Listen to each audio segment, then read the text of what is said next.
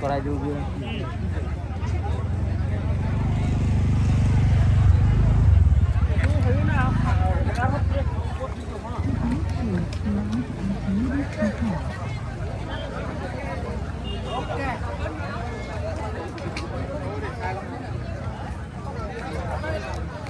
The Bluetooth device is connected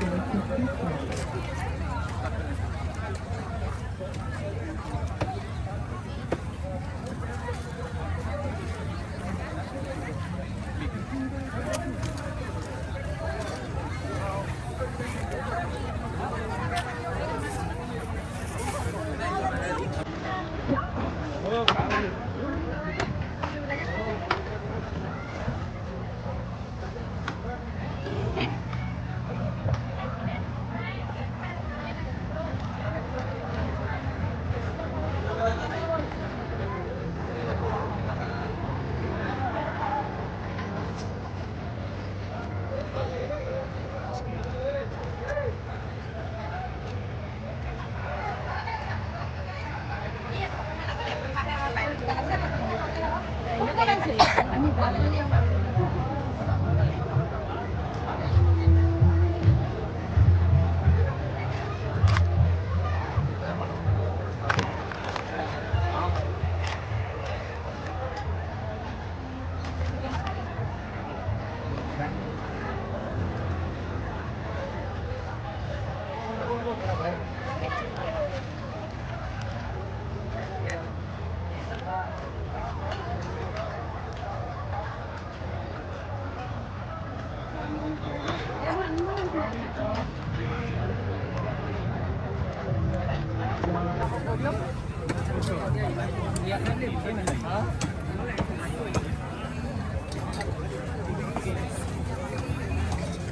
এইজন আমাৰ বন্ধু দেই শ্যামল মহন্ত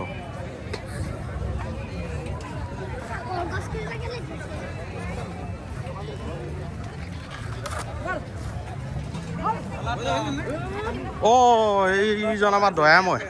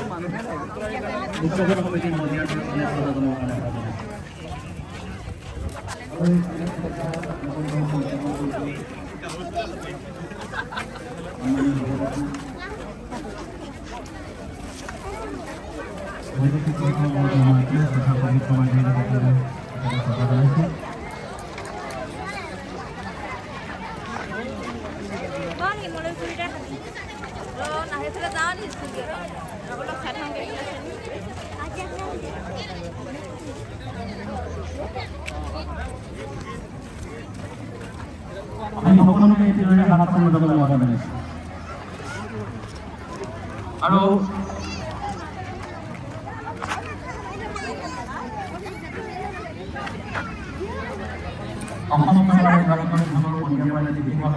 সন্মানীয় বৈদেশিক পৰিক্ৰমা মন্ত্ৰী ধন্যবাদ তেখেতলোকক আহ্বান জনাইছে আজি আন্তৰ্জাতিক পাঠৰ ব্যৱস্থা কৰিছে গতিকে তেখেতৰ নাথাকে আৰু নিয়মীয়া অনুষ্ঠানলৈ আয়োজন নকৰে এইবিলাক সময়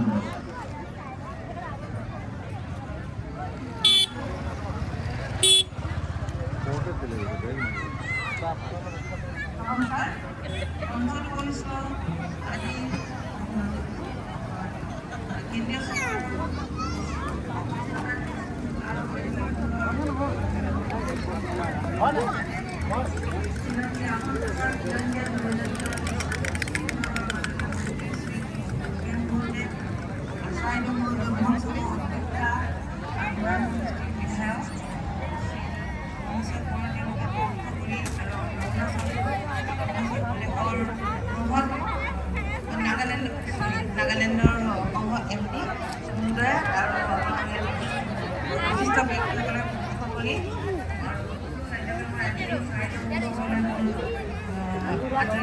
শুভকামনা জনালোঁ। এই অনুষ্ঠানতে মই অলপ আগতে আমাৰ কেন্দ্ৰীয় মন্ত্ৰী মহোদয়ে কৈছে আমি 2024 জুলাই তাৰিখে চৰাইদেউ বিশ্ব ঐতিহ্য ক্ষেত্ৰ হিচাপে স্বীকৃতি লাভ কৰিছিল। এই স্বীকৃতি বিভাগীয়ভাৱে কৰাৰ লগতে বহুতো লোক এই অনুষ্ঠান এই প্ৰক্ৰিয়াটোত জড়িত হৈ আছিল আৰু সেই যিসকল লোক সত্তৰ দশকৰ পৰা জড়িত হৈছিল তেখেতসকলক যিসকল আজি হেৰিত নাই তেখেতসকলক আৰু যিসকলে আমাৰ হাৰমনিৰ প্ৰায় তেওঁলোকে গোটেই প্ৰক্ৰিয়াটোত সহায় সহযোগিতা বিভিন্ন প্ৰকাৰে আগবঢ়াই আহিছে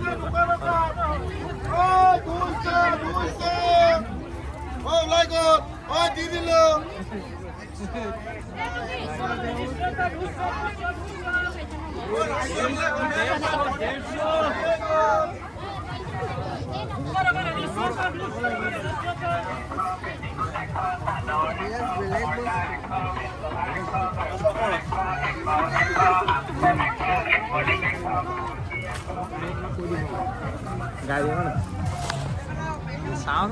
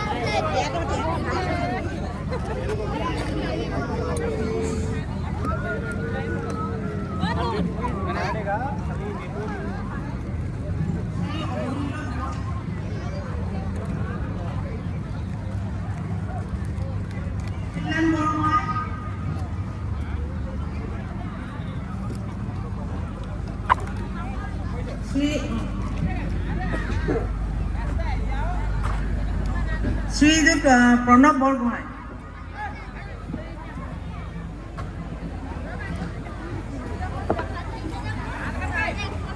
শ্ৰী পবিত্ৰ গগৈ,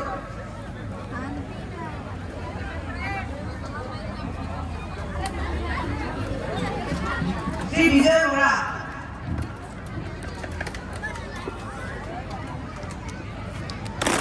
শ্ৰী বীৰেশ্বৰ বৰা,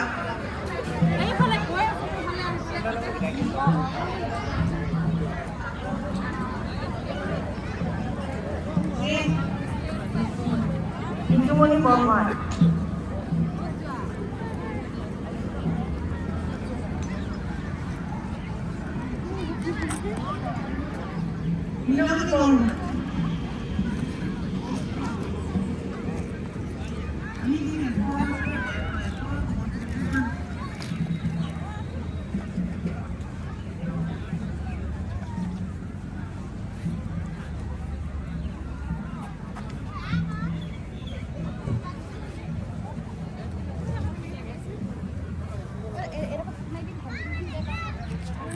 তুমি আঁকিছা ভণ্টি?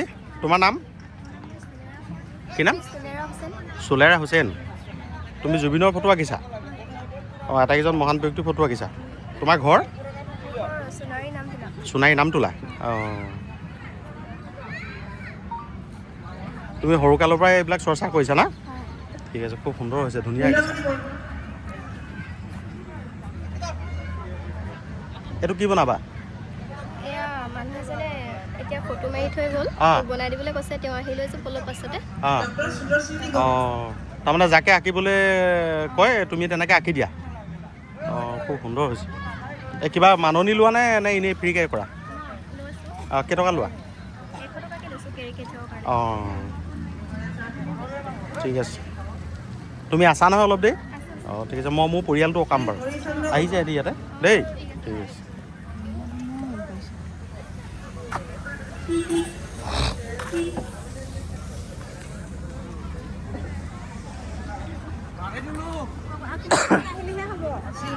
ৰাজকোঁৱৰ,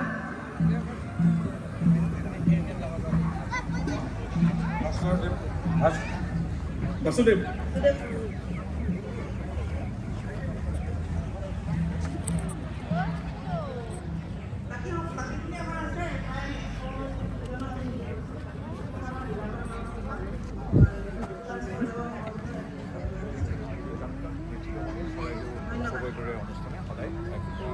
ইন্ধন যোগাব এই যাত্ৰাত আৰু অগ্ৰগামী। হয়, চৰাইদেউৰ এটা জানে আপোনালোকে, চৰাইদেউ মৈদাম বুলি ক'লে আমাৰ গৱেষকসকলে, আমাৰ জৰীপকাৰীসকলে দেখিছে যে চৰাইদেউ কেৱল মৈদাম থকা ঠাইটোৱে নহয়, তাতে বহু ক্ষেত্ৰলৈকে সম্প্ৰসাৰিত।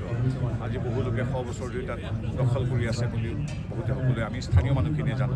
কিন্তু মূল কথা হ'ল যি চৰাইদেউৰ মৈদাম, সেই মৈদাম যদি ক'ৰবাত কেনেবাকৈ কাৰোবাৰ দ্বাৰা বেদখলীকৃত হৈ আছে, নিশ্চিতভাৱে কেন্দ্ৰীয় চৰকাৰ, ৰাজ্য চৰকাৰ সকলোবিলাকে তাক বেদখলমুক্ত কৰি আমাৰ ঐতিহ্য, আমাৰ পৰম্পৰা, আমাৰ কীৰ্তিচিহ্নবোৰ সংৰক্ষিত কৰিব। আৰু এটা ডাঙৰ কাম হ'ল চৰাইদেউ স্বীকৃত হ'ল। এতিয়া ৰাজ্য চৰকাৰ আৰু কেন্দ্ৰীয় চৰকাৰে উভয়ে মিলি আমাৰ বিশেষকৈ বেলেগ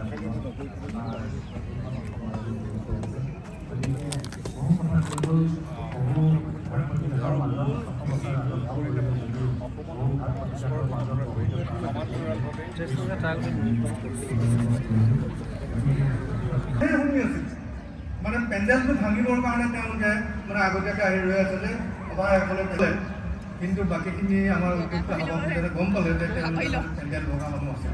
তেওঁ কিন্তু সন্তুষ্ট, 7জন মানুহৰ আগত তেওঁ বক্তব্য ৰাখিবলৈ সুযোগটো পালে।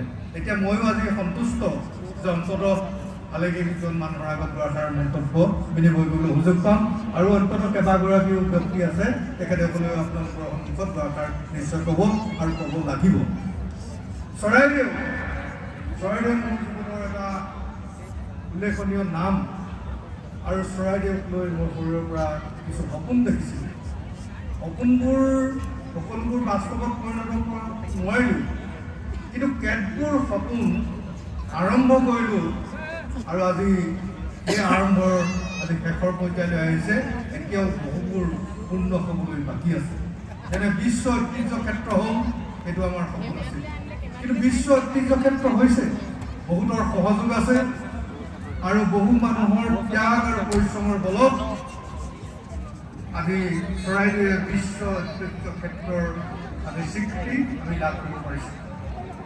কিন্তু এতিয়া আমাৰ সকলোৰে দায়িত্ব যে বিশ্ব ঐতিহ্য ক্ষেত্ৰখন সৰ্বাংগ সুন্দৰ কৰি ৰাখি বিশ্ব ঐতিহ্য ক্ষেত্ৰ অধ্যয়ন, বিশ্ব ঐতিহ্য ক্ষেত্ৰৰ দৰ্শন আৰু ইয়াক উপভোগ কৰিবলৈ অহা যিসকল পৰ্যটক তেওঁলোকক আমি কেনেধৰণে আপ্যায়ন কৰিম, কেনেকৈ আদৰণি জনাম, তেওঁলোকে যি উদ্দেশ্য লৈ ইয়ালৈ আহিব বা আহিছে তেওঁলোকে আমি সফল কৰি পঠিয়াব পাৰিম নে নোৱাৰিম, সেই দায়িত্ব কিন্তু আমাৰ স্থানীয় ৰাইজ, প্ৰশাসন, বিভাগ সকলোৱে দায়িত্ব ল'ব লাগিব। নহ'লে বিশ্ব ঐতিহ্য ক্ষেত্ৰৰ দীৰ্ঘদিনীয়া আমাৰ যি সপোন আৰু ত্যাগৰ ফলত আমি পালোঁ, সেইটো কিন্তু বিশ্ব ঐতিহ্য ক্ষেত্ৰই সফল কাম কৰিব নোৱাৰিব। আৰু অন্য কথাটো হৈছে চৰাইদেউ স্বৰ্গদেউ চাহ আহোম চুকাফাই প্ৰতিষ্ঠা কৰা আহোম ৰাজ্যৰ প্ৰথম স্থায়ী ৰাজধানী। ইয়াৰ আগতে বহুতো অস্থায়ী ৰাজধানীত তেখেতে ঘূৰি ঘূৰি আহি শেষত এই স্থায়ী ৰাজধানী চৰাইদেউতে নিৰ্মাণ কৰিলে। বুৰঞ্জীত এই কথা তাৰ স্পষ্টকৈ দেখা আছে। এই চৰাইদেউ কেনেকৈ নিৰ্মাণ হ'ল, বুৰঞ্জীত সকলো কথা স্পষ্টকৈ নাথাকিব পাৰে। বুৰঞ্জীত কেইটামান কথা লিখা থাকে। আমি অৱশ্যে বুৰঞ্জীত অনুমানৰ ওপৰত নিৰ্ভৰ কৰি কথা কোৱাটো উচিত নহয়। কথা আমাৰ ডক্টৰ সংগীতা বড়ো বাইদেউ জানিব বিচাৰিছে। শুদ্ধ কথাখিনি কোৱাটোহে বুৰঞ্জী। এতিয়া কি হৈছিল বহু কথা ভুলকৈ আমাৰ তেনেকৈ পুনৰ দখলাই দি স্বৰ্গৰ পৰা আহোমসকল নামি আহিছিল, সেইটো মানে এটা সত্য কথা নহয়। সেইটো বুৰঞ্জীত সন্নিৱিষ্ট হ'ল, সেইটো হ'ব নালাগিছিল যে আমি ক'ৰ পৰা আহিছিলোঁ, মুম্বাইৰ পৰা আহিছিলোঁ, চীন দেশৰ পৰা আহিছিলোঁ, এই কথা সৎকাই পৰ্বতমালা দি আহিছিলোঁ, এই কথাটো শুদ্ধভাৱে নহ'ল। আজি শুদ্ধভাৱে গৱেষণা কৰি আজি শুদ্ধ কথাটো তাত কৰিছে বুৰঞ্জী। সেইকাৰণে এই চৰাইদেউ সম্পৰ্কত আমাৰ আহোম ৰাজ্যৰ পাতনি সম্পৰ্কত এটা অধ্যয়ন এতিয়াও কৰিবলগীয়া আছে বুলি মই অনুভৱ কৰোঁ। অধ্যয়ন হ'ব লাগিব আৰু কথাখিনি মানুহে জানিব পাৰিব লাগিব। বুৰঞ্জীত সেইসমূহ কথা লিখিছিল, বুৰঞ্জীবোৰ সকলো বুৰঞ্জী পাবলৈ নাই। যিখিনি পাইছোঁ তাৰ সমলৰ আধাৰত অধ্যয়ন কৰি শুদ্ধ কথাখিনি লিপিবদ্ধ কৰিবলৈ বিচাৰিব লাগিব। মই এই এটা অধ্যয়নৰ কাৰণে ভাবিছোঁ যে চৰাইদেউ কিয় স্বৰ্গদেউ চাহ আহোম চুকাফাই স্থায়ী ৰাজধানী হিচাপে নিৰ্মাণ কৰিবৰ কাৰণে ইয়াত প্ৰতিষ্ঠা কৰিব, নিৰ্মাণ কৰি প্ৰতিষ্ঠা কিয় কৰিব। সেই সময়ত আমাৰ যে কুকুৰা চৰাইবিলাক থাকে, কুকুৰা চৰাই যে ঘৰ বান্ধে গছৰ কুকুৰা চৰাইটো এটা জনবিশ্বাস আছে। যাৰ ঘৰত তামোলৰ গছৰ পৰা কুকুৰা চৰাই বাঁহ লয়, যিখন গাঁৱত কুকুৰা চৰাই থাকে আমাৰ জনবিশ্বাস সেই গাঁওখনলৈ দিনলৈ ভাৱ অনাটন দুৰ্ভিক্ষ ধুমুহা এইবিলাক নাহে। কাৰণ কুকুৰা চৰাই য'ত বাস কৰে তাত সহ্য হ'বলৈ দুৰ্ভিক্ষ ধুমুহা আহিলে তেওঁলোকে সেই তাত থাকিব নোৱাৰিব। সেইকাৰণে কুকুৰা চৰাই বতৰৰ আগজাননী ভৱিষ্যত সম্পৰ্কত তেওঁলোকৰ জ্ঞান আছে। এই জ্ঞানটো স্বৰ্গদেউ চুকাফাৰ সেই সময়ত অহা যিসকল বৃদ্ধ লোক তেখেতসকলে জানে যে প্ৰকৃতিৰ পৰা শিক্ষা গ্ৰহণ কৰি ভৱিষ্যতৰ দৰ্শন, ভৱিষ্যতৰ নিদৰ্শনটো নিৰ্ণয় কৰিব লাগিব। সেইকাৰণে বোধ কৰোঁ তেনেকুৱা বহুত, মই এটাহে উদাহৰণ দিছোঁ মাত্ৰ। পুখুৰীবোৰ খানোতে ইয়াত দোকান ঠাই ক'ৰবাত দ ঠাই, তাত কেনেকৈ পানী ওলাব, সদায় পানী উঠি থাকিব, মানে চিৰযুগমীয়া হ'ব পুখুৰীবিলাকৰ, সেইটো তেওঁলোকে জানিছিল। সেইকাৰণে এই সমূহ তথ্যসমূহ এইটো সঁচা নে মিছা মই নাজানো, বুৰঞ্জীত তেনেকৈ উল্লেখ থকা দেখা নাই। প্ৰচলিত পন্থাৰ পৰা জানিব পৰা মানে তেনেকৈ কাৰণতে স্বৰ্গদেউ চাহ আহোম চুকাফাই 200 বছৰ কাল ইয়াতে ৰাজধানী পাতি স্থায়ী ৰাজধানী পাতি আহোম ৰাজ্যৰ শুভাৰম্ভ কৰি অসমীয়া জাতি ইয়াৰ পৰাই গঠন হৈছিল। আজি চৰাইদেউৰ গৌৰৱ অসমীয়া জাতিৰ যিটো ভেটি, এই মাইল পোষ্টটো আমি ভেটিটো আমাৰ ইয়াতেই চৰাইদেউতে আৰম্ভ হৈছিল, চৰাইদেউত ঘূৰাই হৈছিল। সেই কথাষাৰ পাছত অসমীয়া মানুহক অসমখনক পাছত শুনাই আমি এতিয়া সেইটো ৰাজ্যত স্বীকৃতি দিব পাৰিছোঁ। আমি আমাৰ কেবিনেট মন্ত্ৰী উঠি গৈছোঁ। আমি 770 বছৰীয়া চাহ আহোম চুকাফা দিৱস যেতিয়া আমি বছৰ দূৰা কাৰ্যসূচীৰে অসমত গুৱাহাটীত চৰাইদেউত সামৰি কৰিছিলোঁ আৰম্ভ কৰি দেশ বিদেশত আমি দিল্লীলৈকে থাইলেণ্ডলৈকে গৈ পেলাই আমি ছেমিনাৰ কৰি আমাৰ আহোম আৰু অসমীয়া সংস্কৃতিৰ আমি প্ৰচাৰ চলাইছিলোঁ। আমাৰ লগত বহুত ডাঙৰ টিম আছিলে। আমাৰ ডক্টৰ যোগেন ছাৰ আছিল আৰু বহুতো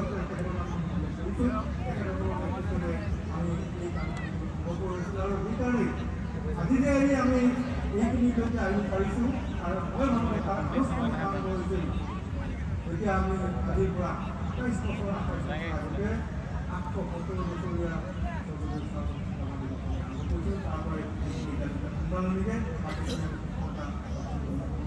আৰু অসম চৰকাৰে এতিয়া মই ভাবোঁ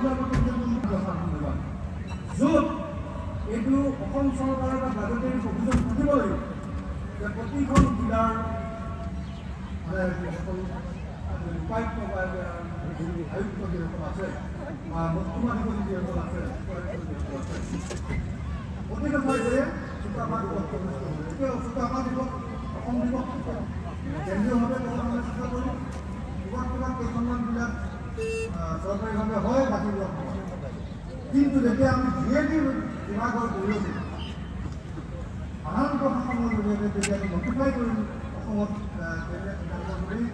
বিধানসভাত এটা বিল আনিব লাগিব সেই বিলখনৰ জৰিয়তে এইটো পাছ কৰি দিলে তেতিয়া অসম দিৱসটো সুকীয়াকৈ একেবাৰে সুকীয়া দিৱসটোৱে চৰকাৰে পালন কৰিব আৰু অসমৰ সকলো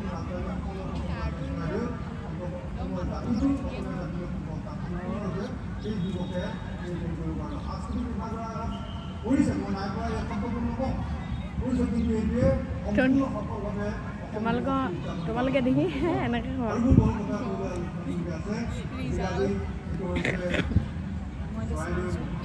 নাই নাচাবা এইটো ছাৰপ্ৰাইজ হয় নাচাবা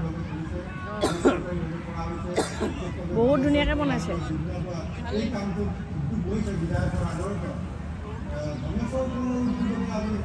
বাকীসকলে আমাৰ বৰুৱা ডাঙৰীয়া আছিল তাৰ পৰা আমি একেৰাহে 10 বছৰ 10বাৰ চৰাইদেউ মহোৎসৱটো অনুষ্ঠিত হৈ আছে কিন্তু চৰাইদেউ মহোৎসৱটো যেনেকৈ আৰম্ভ তেনেকৈ আছে ইয়াৰ প্ৰসাৰ বিস্তাৰ ইয়াতকৈ বঢ়াব লাগিব ছিষ্টেম ইয়াতকৈ অলপ উন্নত কৰিব লাগিব আমি পূৰ্বতে যেতিয়া 10 বছৰ আমি একেধৰণে পাতিম কিন্তু ইয়াক অলপ অহা কাৰণে ইয়াতকৈ অলপ ভাল ধৰণে বেলেগ নহ'লে বাকী ইয়াক অনুষ্ঠানটো চেষ্টা কৰক আমি এইখিনি কথা কোৱাৰ ইয়াৰ বাবে বাপৰি ডাঙৰীয়াক ধন্যবাদ জনাইছোঁ আৰু যি কম সংখ্যক ব্যক্তি আমাৰ দিলে তেখেতলোকক ধন্যবাদ জনাই মোৰ এই একাষাৰ সামৰিছোঁ নমস্কাৰ জয় আই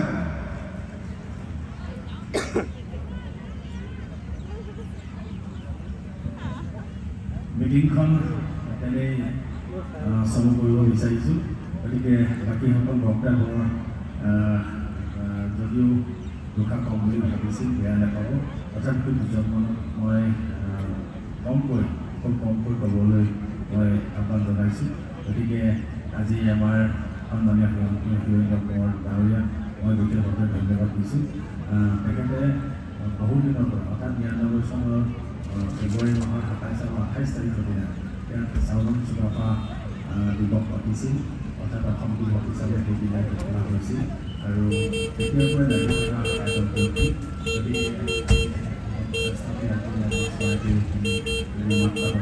এজন ব্যক্তি যদি আজি আমাৰ মাজত উপস্থিত থকা আমাৰ অতি জনপ্ৰিয় সংগীত শিল্পী বুলি ক'ব লাগিব বা ভাৰতত বা পাকৈত আমাৰ এতিয়া বিহু বিশ্ব দৰবাৰলৈ লৈ যোৱা মন ব্যক্তিজন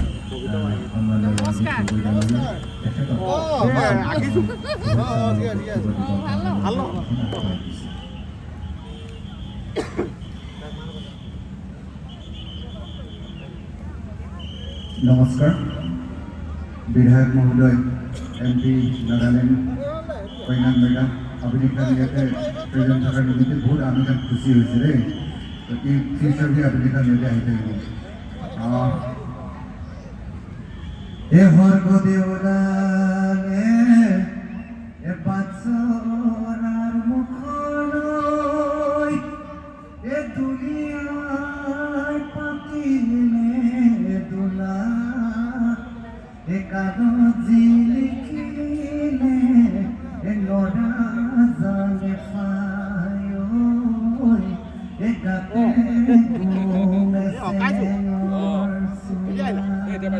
আমি চবেই তাতে চেং পিন্ধিছোঁ পাতিছোঁ চৰাইদেউ মহোৎসৱ হৈছে গতিকে প্ৰশংসা কৰিবলগীয়া ধৰ্মেশ্বৰ কোঁৱৰ ডাঙৰীয়াই বহু বছৰ অকলেই এই অনুষ্ঠানটো পাতিছিল। এতিয়া আপোনালোকে সহযোগ কৰিছে, ভৱিষ্যতে এই অনুষ্ঠানটো আৰু আটকধুনীয়া কৰিবৰ কাৰণে আপোনালোকৰ সহযোগিতা লাগিব।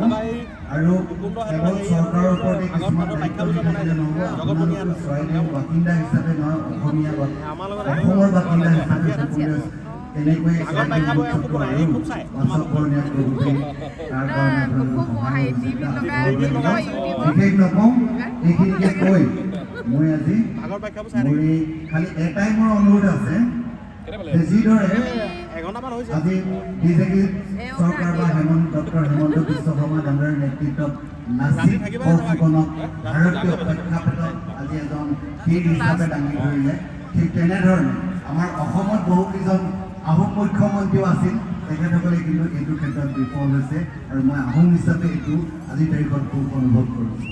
আৰু গতিকে ভৱিষ্যতে চুকাফাদেৱৰ নামত যিধৰণে আমি এটা শংকৰদেৱ এৱাৰ্ড দিওঁ, ঠিক তেনেধৰণে চুকাফাদেৱৰ নামতো এটা এৱাৰ্ড, ৰাজ্যিক এটা এৱাৰ্ড হ'ব লাগে। যদি হৈছে মই এতিয়ালৈকে গম পোৱা নাই, আৰু যদি হৈছে ভাল কথা, আৰু যদি নাই হোৱা মই আজি এই মেজৰ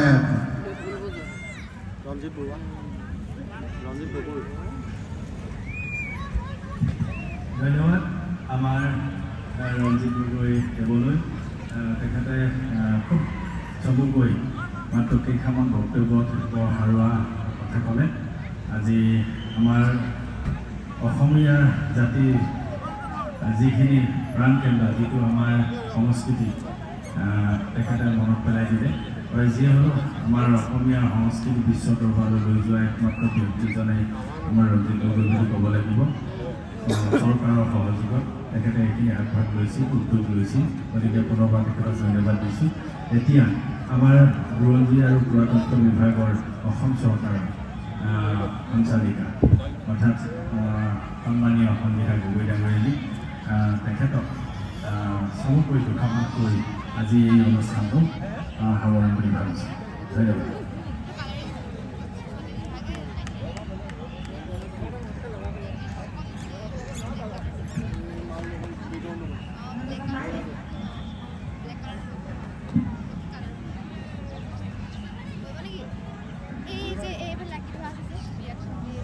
নমস্কাৰ। চৰকাৰ মঞ্চত উপবিষ্ট আমাৰ সোণাৰী বিধানসভা সমষ্টিৰ ধৰ্মেশ্বৰ কোঁৱৰীৰ লগত ইয়াতে উপস্থিত থকা নাগালেণ্ডৰ MP মহোদয়া আৰু বিশিষ্টজন আৰু সভাত থকা সুধীজন, জয়জনতে মই আজি সকলোকে সেৱা জনাইছোঁ এই চৰাইদেউ মহোৎসৱলৈ।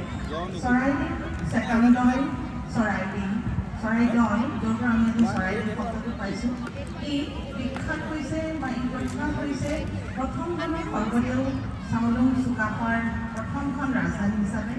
চাওলুং চুকাফাৰ সেই সময়তে 1215 খ্ৰীষ্টাব্দত তেওঁ আজিৰ চীন মানে সংলগ্ন অঞ্চল ভূমৰ পৰা স্বাধীনভাৱে দায়ৰাজ্য গঠন কৰিবৰ কাৰণে আহিছিল এই অঞ্চললৈ ব্ৰহ্মপুত্ৰ পাৰলৈ। আৰু extreme eastern corner of present day Assam তেওঁ এখন সৰুকৈ ৰাজ্য পাতিছিল, যিখন চৰাইদেউক কেন্দ্ৰ কৰি কৈছিল।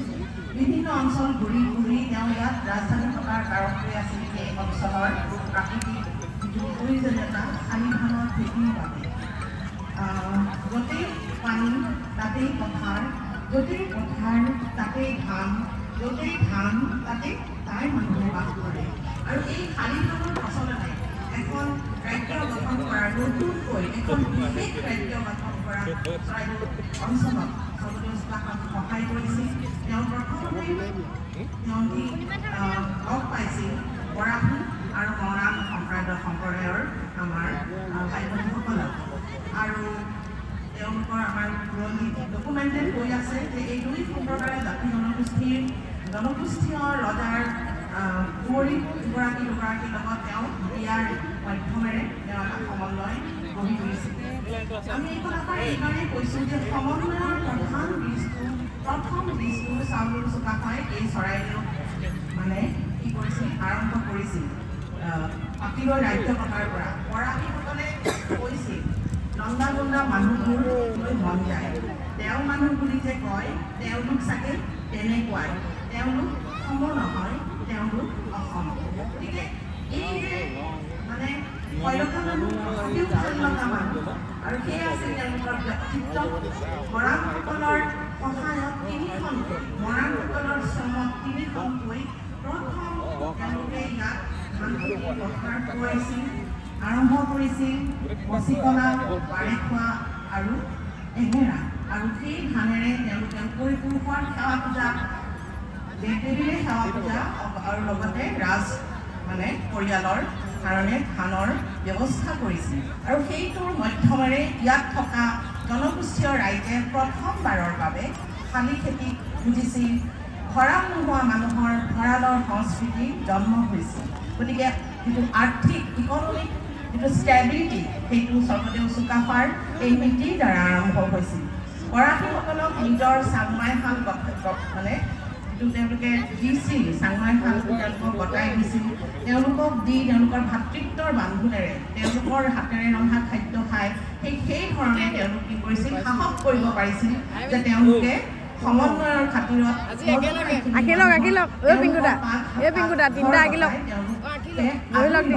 গতিকে এই কথাই এইটোৱেই বুজায় যে লিবাৰেল যিটো তেওঁলোকৰ এটিটিউড আছে সমন্বয়ৰ কাৰণে তেওঁলোকে যি চেষ্টা কৰিছিল সেই চেষ্টাৰ যি বীজ তেওঁলোকে সিঁচিছিল সেয়া এই অঞ্চলৰ পৰাই আৰম্ভ হৈছিল আৰু তেনেদৰেই আমাৰ অসমৰ সমন্বয়ৰ ভেটি আৰম্ভ হৈছিল ইয়াৰ আগতে আমি আমাৰ জাতি জনগোষ্ঠীসকলৰ মাজত এনেধৰণৰ সম্প্ৰীতি খুব কমেই দেখিবলৈ পাওঁ ৰতনেশ্বৰ বৰদলৈৰ এখন উপন্যাসৰ মাজত আমি দেখিছিলোঁ যে কৈছে আমি দুটা বেলেগ কৈছিল ব'ল আমি আহোমসকললৈ যাওঁ গতিকে আহোমসকল এটা কম্পজিট কমিউনিটি বিভিন্ন মানে হেৰিৰ মাজেৰে জন্ম হোৱা এটা নতুন পৰিচয় আৰু এই পৰিচয় আমাক দিছিল চাউলুং চুকাফাৰ নীতিয়ে গতিকে ৰাষ্ট্ৰ প্ৰথম আৰু সেই কথাটো আহোম স্বৰ্গদেউ চাউলুং চুকাফাৰ পৰা আৰম্ভ কৰি শেষলৈকে আমি দেখিবলৈ পাওঁ লগতে লাচিতৰ সেই গাথাৰ মাজতো আমি দেখোঁ ষ্টেট কামছ ফাৰ্ষ্ট আৰু ৰাষ্ট্ৰ গঠন কৰিবৰ কাৰণে তেওঁলোকে কোনো ধৰণৰ ভাষা কোনো ধৰণৰ ধৰ্ম মানে প্ৰাধান্য নিদি এই অঞ্চলত বসবাস কৰা সকলো কথা বতৰা নিজৰ আমি নালাগে সাঁচিপাতৰ যিটো মধ্যম মুগা সূতাক নিজৰ কৰি লোৱা এই গোটেই বস্তুবিলাকৰ মাজেৰে তেওঁলোকে এখন সমন্বয়ৰ মানে সমাজ গঢ়িছিল আৰু সেইখন সমাজে এটা সময়ত সৰ্বশক্তিৰে কি কৰিছিল বাহিৰৰ পৰা অহা বিদেশী ভেটিবলৈ সক্ষম হৈছিল যিটো ভাৰততে অদ্বিতীয় আছিল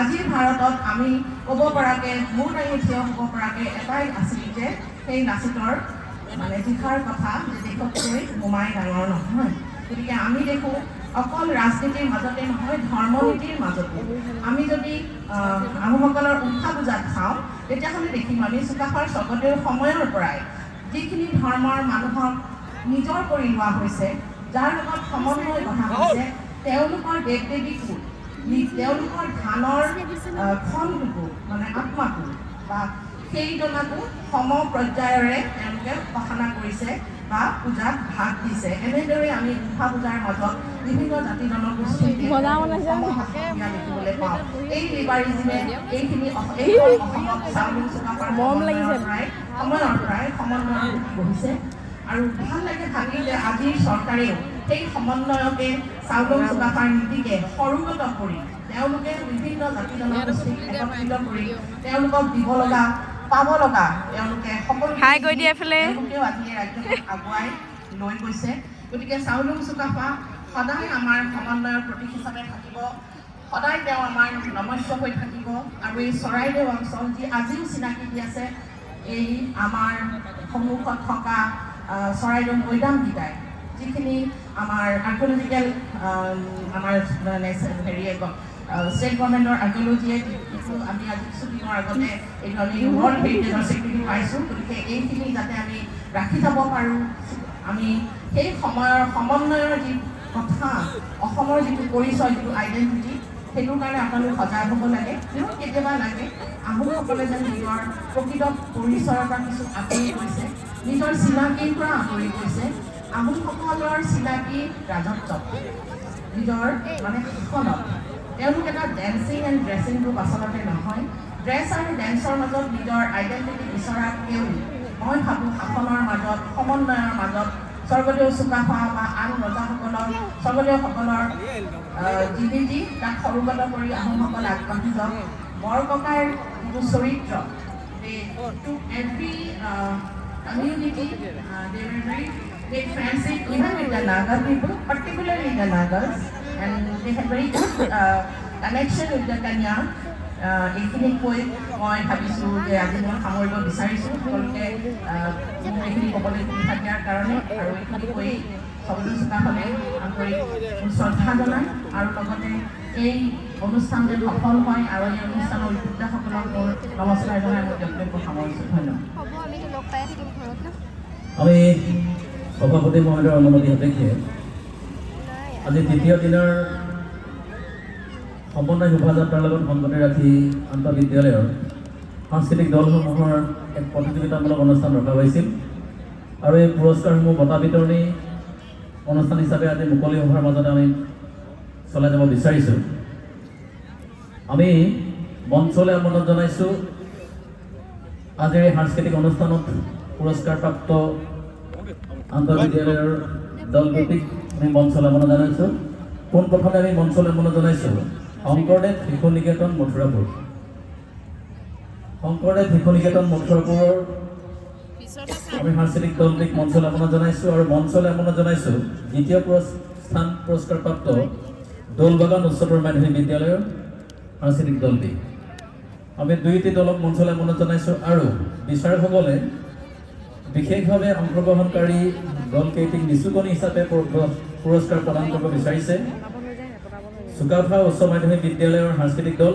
আৰু মথুৰাপুৰ উচ্চতৰ মাধ্যমিক বিদ্যালয়ৰ সাংস্কৃতিক দল কেওটি দলক আমি মঞ্চলৈ আমন্ত্ৰণ জনাইছোঁ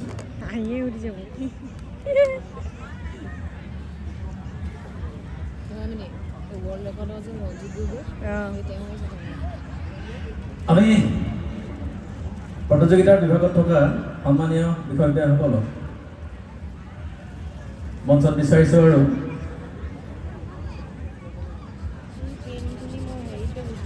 সাংস্কৃতিক সমন্বয় শোভাযাত্ৰাৰ লগত সংগতি ৰাখি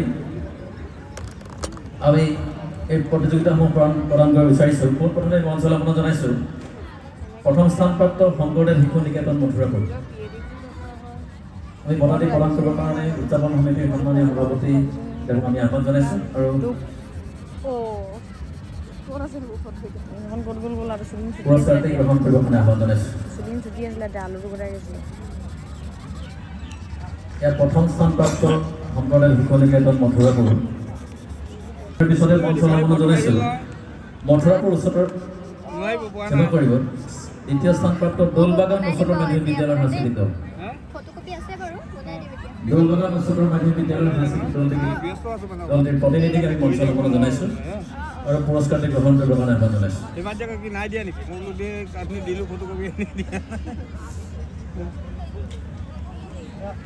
আৰু ইয়াৰ লগে লগে আমি মঞ্চলৈ আমন্ত্ৰণ জনাইছোঁ নিচুকনি বঁটা হিচাপে বিচাৰকসকলে প্ৰদান কৰিব বিচাৰিছিল চুকাফা উচ্চ মাধ্যমিক বিদ্যালয়ৰ সাংস্কৃতিক দল আৰু মথুৰাপুৰ উচ্চতৰ মাধ্যমিক বিদ্যালয়ৰ সাংস্কৃতিক দল আমি তেওঁলোকৰ প্ৰতিনিধিসকলক মঞ্চলৈ আহিবৰ কাৰণে আহ্বান জনাইছোঁ ইয়াত দ্বিতীয় স্থানপ্ৰাপ্ত দৌলবাগান উচ্চতৰ মাধ্যমিক বিদ্যালয়ৰ সাংস্কৃতিক দল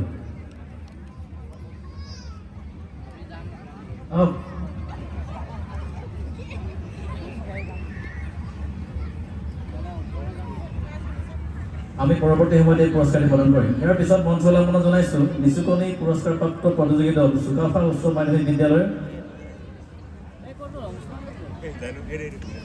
চুকাফা উচ্চ মাধ্যমিক বিদ্যালয়ৰ সাংস্কৃতিক দলটিৰ প্ৰতিনিধিক আমি মঞ্চলৈ আমন্ত্ৰণ জনাইছোঁ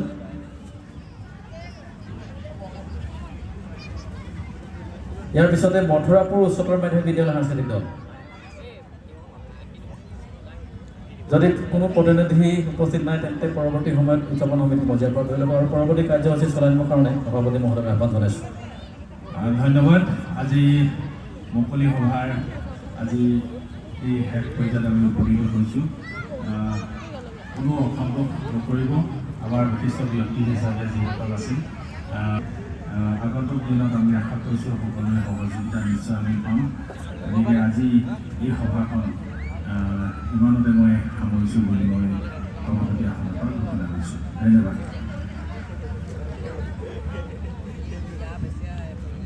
হেল্ল', ইতিমধ্যে মুকলি সভা সমাপ্ত হৈছে। 3 দিনীয়া বৰ্ণাঢ্য কাৰ্যসূচী Honorable MLA, dignitaries on and off the dais, friends.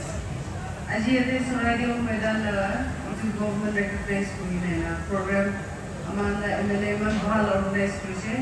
ইয়াতে আহি আপোনালোক কি কি লগত এইটো প্ৰগ্ৰাম এটেণ্ড কৰিবলৈ পৰাৰ কাৰণে বেছি খুচি হৈ আছে আৰু MLA কে বি এপ্ৰিচিয়েশ্যন হৈ আছে তাই এনেকুৱা প্ৰগ্ৰাম অৰ্গেনাইজ কৰি পাব্লিক কাৰণে আৰু আহোম আসাম কাৰণে অভিযান কাৰণে কালচাৰ কাৰণে কি কাম কৰি আছে বেছি খুচি হোৱা জনাই দি আছে।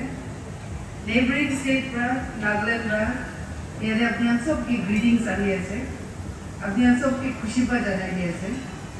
এতিয়া ইয়াতে আমাৰ চাইড আহিলে আগে দে কয়লা দুনিয়া এনেকুৱা থকা নাই, আলাগ থাকিছে। বাট 2014 এতিয়া প্ৰাইম মিনিষ্টাৰ মোদী আহিছে, গভৰ্ণমেণ্ট আহিছে, আলাগ আলাগ ডেভেলপমেণ্ট বেছি আনিছে। তাতে একটা ডেভেলপমেণ্ট আছে ডিজিটেল। আজিকালি আমাৰ ইনফৰমেশ্যন ইমান সস্তা পৰা পায়।